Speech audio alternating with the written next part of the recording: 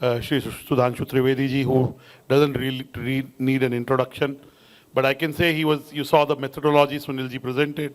He was number one last year and we'll unveil the list soon. But Sudhanshu ji, I would like to start by asking you, a lot has changed in the last 12 months. What has changed from a spokesperson standpoint? It is an election year, that's one change.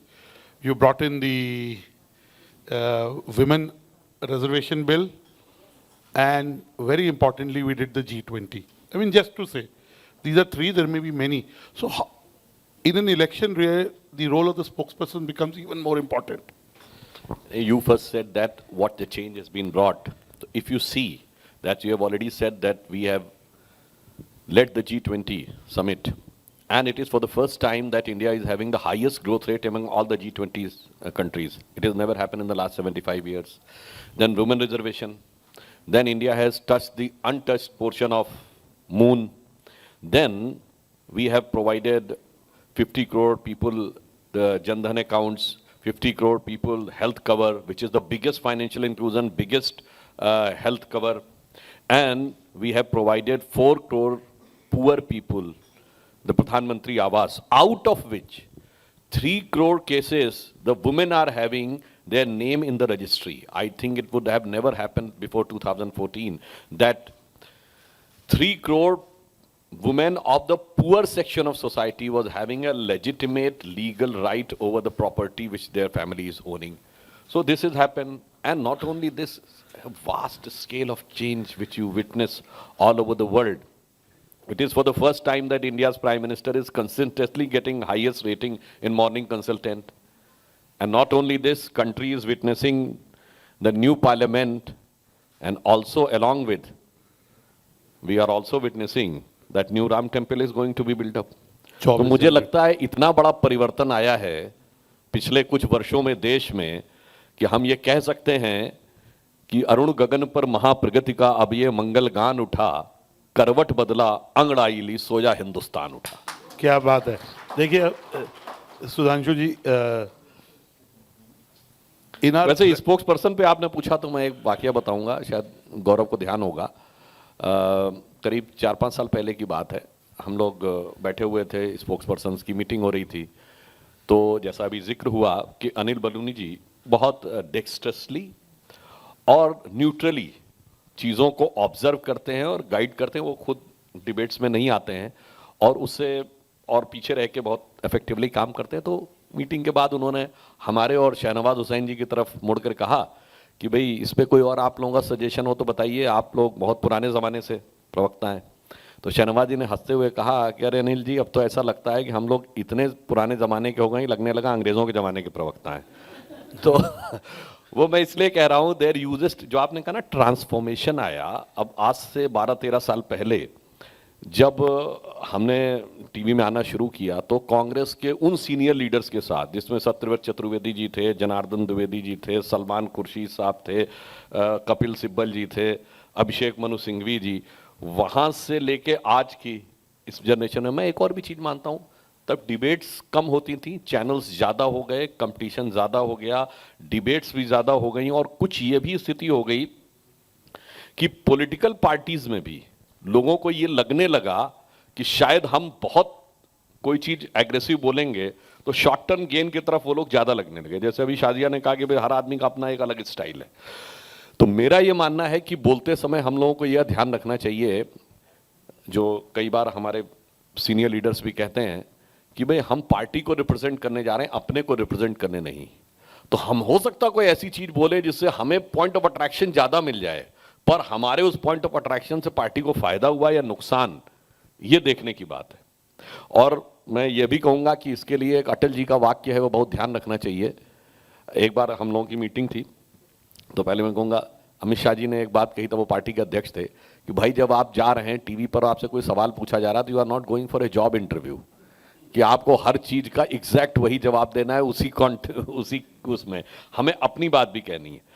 अब मैं जो अटल जी का वाक्य कह रहा था, वो हर प्रवक्ता या राजनैतिक व्यक्ति को ध्यान रखना चाहिए. कई बार क्या होता है, हमें सारी बात पता है कि उसका जो जवाब है क्या देना है, पर कितना देना है यह भी ध्यान रखना है. तो उन्होंने कहा था, बोलने के लिए बुद्धि की आवश्यकता होती है और चुप रहने के लिए विवेक की. तो कितना बोल के कितने पे चुप हो जाना है, ये भी एक बड़ा फाइन बैलेंस होता है। ये आप कुछ हमारे एंकर दोस्तों को भी बताइएगा, मैं आपको उनसे मिलाऊंगा। बट आपके चैनल के एंकर्स की बात नहीं कर रहा हूं मैं। नहीं, वैसे क्योंकि वो चले गए हैं। एंकर्स वाले पे भी मेरा एक कहना है। देखिए, मैं इसको एक डिफरेंट पर्सपेक्टिव में लेता हूं। एंकर्स को लेकर जो इशू बना है, ठीक, every political party is free to take their stand in whatever way they want, but मेरा यहां दूसरा मानना है। ये कोई एक इमीडिएट बात नहीं है 2-4 महीने की, साल 6 महीने की। भारत आजाद हुआ 47 में, तो टेक्निकली डेमोक्रेसी आई, राजे रजवाड़े खत्म हुए, प्रैक्टिकली डेमोक्रेसी आई 77 में, जब सरकारें बदलना शुरू हुई, वरना उससे पहले तो सरकार नहीं बदलती थी। यानी पॉलिटिकल स्पेक्ट्रम में दूसरी पार्टीज या दूसरे पॉलिटिकल स्पेक्ट्रम को जगह मिलनी शुरू हुई 77 में। अब क्या हुआ, जो हमारा इंटेलेक्चुअल एस्टैब्लिशमेंट था उसमें भी मोनोपोली थी। जैसे पहले भाई एक राजा है, राजा ही रहेगा, there is no scope of other second thought. वो ट्रांसफॉर्मेशन आया in the decade of 90s, जब राम मंदिर आंदोलन शुरू हुआ, वो वर्नाकुलर मीडिया में आया, यानी क्षेत्रीय भाषाओं में, भारतीय भाषाओं में, हिंदी के आप अखबार समाचार पत्र पढ़ें तो वहां पे एक दूसरे व्यू को स्थान मिलने लगा था। पर जो नेशनल मीडिया है, जो प्रीडोमिनेंटली इंग्लिश मीडिया है, उसमें वो स्थान 2014 तक नहीं था। अब उसमें भी डेमोक्रेसी परकोलेट करके पहुंच गई है। अब एक अदर व्यू भी उसी ढंग से उभर के आने लगा है। तो हो सकता है जैसे वो WTO में कहते हैं ना, monopolies and restrictive trade practices act, तो यहां भी लागू हो गया है कि भाई जिनको लगता है कि भाई मोनोपोली रहनी चाहिए एक थॉट प्रोसेस पे, तो दूसरा थॉट प्रोसेस भी आने लगा, उसको भी ओपनली उतना ही वेलकम करना चाहिए। ये अभी इंडिया जो अलायंस है उसने पहले 23 फिर 14 एंकर्स का बहिष्कार किया, उस पर आपका क्या कहना है? देखिए, वो तो उनका अंदरूनी मामला है, वो ज्यादा बेहतर बोल सकते हैं कि उन्होंने क्यों किया हुआ है। ऑन द लाइटर नोट मैं कहना चाहता हूं कि भाई आपको लग रहा है बहुत बड़ी स्ट्रेटजी के तहत किया। एक तो मैंने एक आपको कॉन्सेप्चुअल बात बताई कि ग्रेजुअल चेंज आ रहा है from India's political spectrum to intellectual spectrum to media. अब उस चेंज के साथ आप एकोमोडेट नहीं कर पा रहे हैं, वो एक प्रॉब्लम है। ऑन द लाइटर नोट मैं कहना चाहूंगा, हो सकता है इसमें उनके स्पोक्स पर्सन्स ने भी उनसे जाके कहा हो, भाई आप ये पता नहीं क्या क्या आप उल्टा सीधा बोलते रहते, मैं कहाँ कहाँ तक जाके डिफेंड करूं। कभी आप कह रहे हैं कि हिंदू धर्म मलेरिया है, डेंगू है, कोरोना है, वो HIV है, आप बताइए भैया हमसे नहीं हो पाएगा जा जाके इन चीजों पे हम क्या क्या बहस करते रहे। तो हो सकता है वो मजबूती से लिया गया है या मजबूरी में, बेबसी में लिया गया है, तो वो ज्यादा बेहतर बता सकते हैं। चलिए, आप अपनी पार्टी का पक्ष बहुत अच्छा रखते हैं, मैं कह सकता हूँ। बट मैं पूछना चाहूंगा कि आपके और चहेते प्रवक्ता अपनी पार्टी में कौन है, और दूसरी पार्टी में कोई है, किसी भी पार्टी में? मैं देखिए, जिसमें जो कार्य आप स्वयं कर रहे हो उस कार्य के विषय में टिप्पणी करना बहुत ठीक नहीं रहता, वो दूसरों के ऊपर छोड़ देना चाहिए। My last question to you, जब आपके पास देखिए समय उतना है और आपको पता है कौन सा नंबर 1 चैनल है, कौन सा नंबर 2 है, ब्रॉडली आपको रिस्पॉन्स से भी पता है, सिर्फ रेटिंग्स, क्योंकि रेटिंग्स के बारे में मेरा एक व्यू है कि वो रेटिंग्स ठीक नहीं है, और मेरे हिसाब से ratings can be much better, मैं बहुत पोलाइटली कह रहा हूँ। तो आपको अगर, ऑफ कोर्स आज तक है, ABP है, ये बिल्कुल शीर्ष चैनल है, बट समय उतना होता है, और क्योंकि आप अपनी पार्टी के बहुत अच्छे प्रवक्ता हैं, आपकी क्रेडिबिलिटी, बिलीवेबिलिटी बहुत हाई है, तो कई बार ऐसा होता है कि आपको लगता है कि मैं इस चैनल पे गया बट मुझे दूसरे पे भी जाना था, क्योंकि समय कम है। अरे देखिए, एक ज़माना था जब हम लोग तय किया करते थे, और अब तो पिछले करीब 3-4 वर्षों से पार्टी तय करती है, तो हमारे लिए तो कोई समस्या नहीं है, वो जिधर ले चलेंगे उधर जाएंगे, जो पार्टी जिधर कह देती है उधर अपन चल देते हैं। मैं ये इसलिए पूछ रहा हूँ क्योंकि क्या होता है कि जो जहाँ पे आपका पक्ष ऑलरेडी रखा जा रहा है वो तो रखा जा रहा है, क्योंकि कुछ एंकर्स की सोच आपकी पार्टी से मिलती है, मैं बिल्कुल खुल के बोलूँगा, राइट? तो वहाँ तो हो रहा है, तो ऐसी जगह जाना जहाँ पे आपकी, जहाँ स्टिल सम न्यूट्रलिटी या सोच इंडिपेंडेंट है, वहाँ जाना ज़्यादा इम्पोर्टेंट है। वैसे तो मैं ये भी कहूँगा कि मतलब ये मेरा निजी विचार है, मैं किसी पे टिप्पणी नहीं करना चाहता। एकदम न्यूट्रल सोच का मतलब क्या है? देखिए, फिलॉसफिकली बुद्धि जानते हैं क्या मानी गई है? हम बुद्धिजीवी कहते हैं, बुद्धि मन की प्रतिक्रियात्मक शक्ति है और भावनाएं मन का विषय है। तो मन में जैसा भाव उत्पन्न होता है, अकॉर्डिंगली बुद्धि रिएक्ट करती है। तो अब मन में कोई भाव ही नहीं है और बुद्धि रिएक्ट कर रही है, यह संभव नहीं है, तो हर व्यक्ति इंक्लिनेशन के दौरों की तो मुझे वो भी बातें याद हैं। मैं याद दिलाना चाहता हूं पुराने लोगों को, आप लोगों को ध्यान होगा 1998 गुजरात का डांग डिस्ट्रिक्ट, क्या घटना बनती है। देखिए नैरेटिव कैसे बिल्डअप होता है कि क्रिश्चियन मिशनरीज पे अटैक हो गया, not even a single casualty, not even a single hospitalised, not even a single structure damaged. Tin shed में 2-3 डैमेज हुए थे। Again I am saying not even a single casualty, not even a single injured, not even a single hospitalised, not even a single structure damaged. Narrative वो create हुआ कि pope तक का reaction आ गया, Germany का reaction आ गया, Britain का reaction आ गया। और ये मैं क्यों कह रहा हूं, दिस वाज नवंबर 1998, एनीबडी को go and check from records. उसी समय मलेशिया में around 6 churches were burned. Malaysia में 6 churches were burned, no reaction from western media. तो क्या होता था, नैरेटिव बिल्डअप में ये भी एक दौर था कि जब आप उस रूप में चीज को पुटअप करने का प्रयास करते थे। इसीलिए मैंने कहा ना, अब दूसरा पक्ष भी आने लगा है। On the neutrality of media मैं ये भी बात बताना चाहता हूं, anybody can go and confirm from Doordarshan archives 30 अक्टूबर 1990 जिस दिन कार सेवा थी, the famous dialogue of Mulayam Singh ji, परिंदा पर नहीं मार पाएगा, उस दिन जाके चेक करिए, दोपहर 3 बजे के दूरदर्शन का न्यूज। इसलिए वो तो हमें याद है, हम लोग स्टूडेंट लाइफ में थे, तो वो तो विविड क्लियर मेमोरी है। दूरदर्शन ने कहा कुछ नहीं हुआ। 2 बजे की न्यूज में इसमें रेडियो ने कहा कुछ नहीं हुआ। रात 8:45 बजे के दूरदर्शन की न्यूज ने कहा कुछ नहीं हुआ। रात 9 बजे के रेडियो के बुलेटिन ने कहा कुछ नहीं हुआ। कुछ हुआ ही नहीं। उन्होंने कहा कुछ लोग इकट्ठा हुए थे, पुलिस ने हल्का सा बल प्रयोग किया और चले गए। Next day morning times of India और नवभारत टाइम्स के ऊपर गुंबद पे चढ़े हुए कारसेवक झंडा फहराते हुए फोटो आ गई। अब आप सोचिए, this was a stark contrast to what is there and what is being reported. अब अगर किसी को लगता हो कि नहीं वैसा ही चलते रहना चाहिए, then the situation is different. तो is it fair to say कि आप बिलीव करते हैं, मैंने शुरू किया कि हम मैंने अनिल बालून जी को फ़ोन किया, उनको इसके लिए आमंत्रित किया, तो उन्होंने बोला कि इस पे मत बुलाओ मुझे, मैं वैसे भी he plays very humble, you know, he is very humble, मैं किसी और पे आऊँगा। बट आप करते क्यों अनुराग जी? तो सुनील जी ने आज प्रेजेंटेशन दी हमारे सीएम ने कि हम क्यों करते हैं, because the war of narratives में स्पोक्स पर्सन का एक रोल है बहुत important. Would it be fair to say कि आपकी party is winning the war of narratives? हमारी पार्टी में जब आपने पूछा तो मैं एक बात बहुत साफ बताना चाहता हूं। हमारी पार्टी का राइज माना जाता है 90s से, और आप ये मानते हैं ओपननेस मीडिया में आई 90s से। हमारा पार्टी का राइज मीडिया के ओपननेस के साथ सिंक्रोनाइज्ड है। हमारा प्राइवेट टीवी चैनल्स आए लेट 90s में, पहले प्राइवेट टीवी चैनल आया मिड 90s में, 95, 96, 98, 99 होते हो गए। हमारी पहली बार गवर्नमेंट कब आई? 98, 99। Then it becomes total open media. आज गवर्नमेंट कंट्रोल नहीं कर सकती है कि जो आपने कहा ना कि कौन क्या बोलेगा, किसको टीवी पे बुलाया जाएगा, वो आगे बढ़ा। अब आइए सेकेंड स्टेज ट्रांसफॉर्मेशन आया after the boom of electronic media in the decade of 2010 के, मतलब 2000 की डिकेड के एंड में, 2009-10 आते आते social media further massive proliferation of information हो गया and it become impossible to control the narrative. तो जो भी एक कंट्रोल्ड एटमॉस्फेयर बनाया था वो खत्म हुआ and you see we got the clear majority. तो मैं तो ये मानता हूं जो जो मीडिया स्वतंत्र होता चला गया, भाजपा भी उतनी रफ्तार से ऊपर उठती चली गई। क्या बात है। Please give Sudhanshu Trivedi ji a big round of applause. He is a great orator and he has fact and content.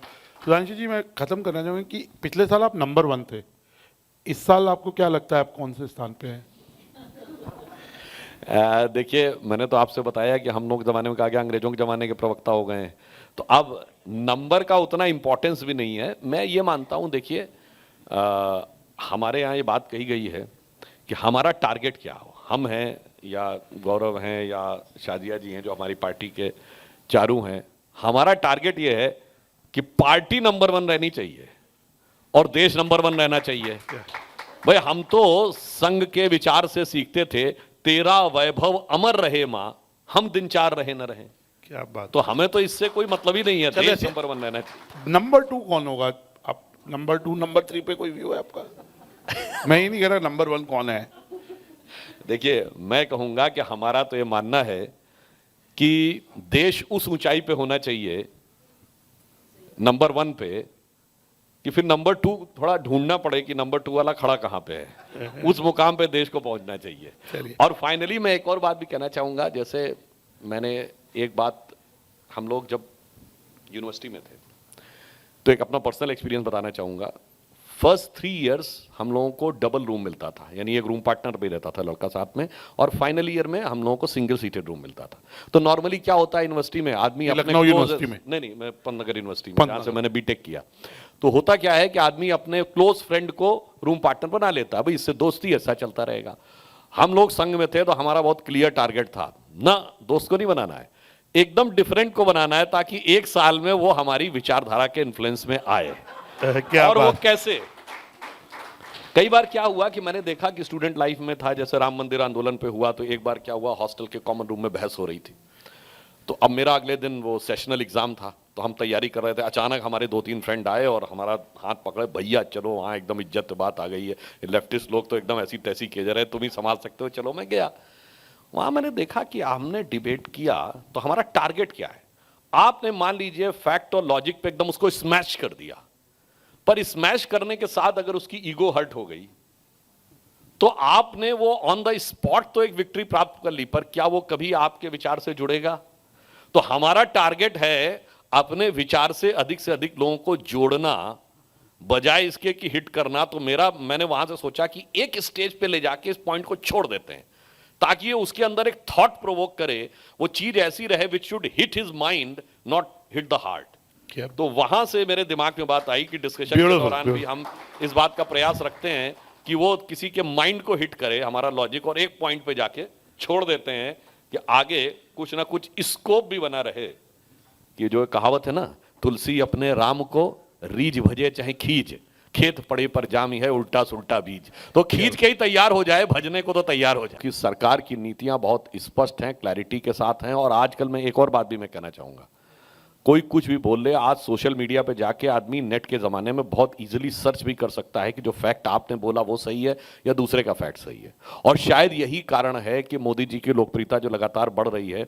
आप कोई भी एलिगेशन मैं एक छोटी सी बात कहता हूं, आप सब ने टीवी डिबेट पे देखा होगा, हम लोगों ने, आपने भी खूब, गौरव ने भी खूब फेस किया होगा, मैं किसी के अगेंस्ट में नहीं बोल रहा हूं, 50 साल की सबसे बड़ी बेरोजगारी, 50 साल की सबसे बड़ी महंगाई, 50 साल की सबसे बड़ी अर्थव्यवस्था की समस्या, यही कहते हैं ना।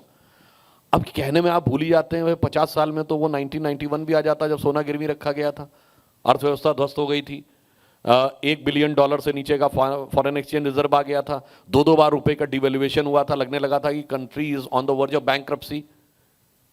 वो डाटा अलग है, आज कोई भी जाके देख सकता है कि किस वर्ष में क्या रही है रेट ऑफ इन्फ्लेशन, मगर 50 वर्ष हो तो सबको ध्यान है ना। तो इसलिए कई बार मैं कहता हूं कि अब उस पर जब कहा जाए तो बोलने वाले को ध्यान रखना चाहिए उधर से कि जो मैं बोल रहा हूं it can be instantly verified bye anybody immediately going on the net. और मैं ये भी कह रहा हूं, कभी कभी क्या होता है ना, आप आज के जमाने में ऐसे बोल के नहीं निकल सकते। जैसे मैं अपना एक एक्सपीरियंस बताता हूं, एक कॉन्क्लेव के प्रोग्राम में मैंने इस बात का उल्लेख किया कि पुराने लोगों को याद होगा कि हजरत बल में नेहरू जी के ज़माने में एक घटना हुई थी कि वहाँ माना जाता है कि मोहम्मद साहब का बाल रखा हुआ, जिसको मोई मुकद्दस कहते हैं, कि वो चोरी हो गया, और उसको लेकर एक ऐसी अफवाह फैली कि देश में दंगे हो गए। बाद में गवर्नमेंट ने कहा कि नहीं साहब ऐसा नहीं हुआ है, that is as it is on its place.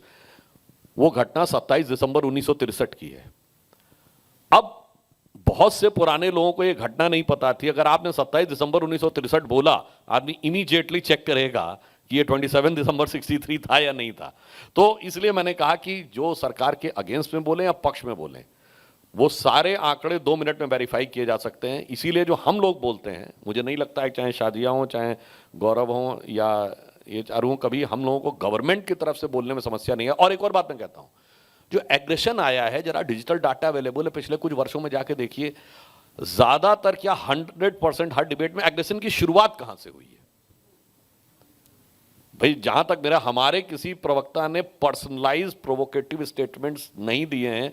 शुरुआत या एकदम से भाव, एक और बात होती है भाव भंगिमा ऐसी बना के बैठना, जैसे शादिया कह रही थी, कभी कभी एकदम लग रहा है कि हम लड़ने के लिए आए हैं, हम डिबेट करने के लिए नहीं आए हैं, और फिर उसके बाद उसमें करना, उससे भी चीजें फर्दर वो होती चली जाती हैं। पर मैं अंत में सिर्फ ये कहूँगा, हमें ये ध्यान रखना चाहिए, अगर कोई किसी को निर्देश भी प्राप्त है कि बहुत आक्रामक बोलना है, बहुत वो करना है, तो पार्टी में अपना नंबर बढ़ाना और अपना नंबर आकर्षण का केंद्र बनना और पार्टी का नंबर पब्लिक के बीच में बढ़ाना, इन सब चीज़ों में अंतर रहता है। मैं फाइनली सिर्फ ये कहूँगा, चौके छक्के क्रिकेट में सबको अच्छे लगते हैं, पर लॉन्ग रन में, मैं सिर्फ उन खिलाड़ियों का नाम ले रहा हूं जिनका कैरियर फिनिश हो चुका है, लॉन्ग रन में लीजेंडरी बैट्समैन कौन माना गया? सुनील गावस्कर और सचिन तेंदुलकर, जो टेक्निकली परफेक्ट बैटिंग करते हैं।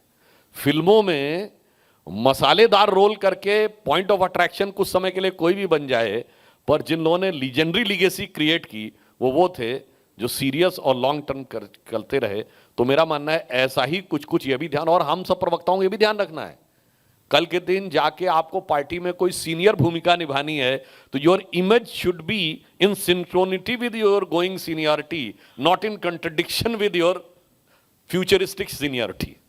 ब्यूटीफुल। सो कहते हैं कि सुधांशु जी गूगल जिससे भी ज़्यादा तेज हैं, तो सुधांशु जी जैसे आज तक है सबसे तेज एबीपी है, आपको रखे आगे, अगर आपके बारे में एक टैगलाइन लगानी है तो क्या होगी?